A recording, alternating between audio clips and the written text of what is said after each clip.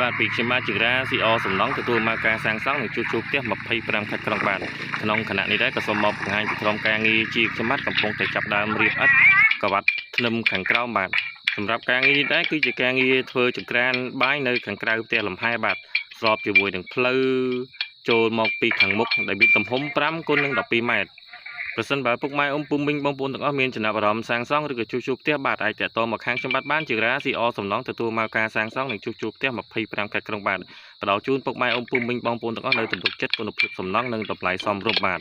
ជាចុងក្រោយសូមគោរពជូនពរពុកម៉ែអ៊ំពុំមីងបងប្អូនទាំងអស់មានសុខភាពល្អមានសុភមង្គលរកស៊ីទទួលទានមានបានគ្រប់ទីបាទពីខ្ញុំបាទជារាសូមគោរពលាបាទ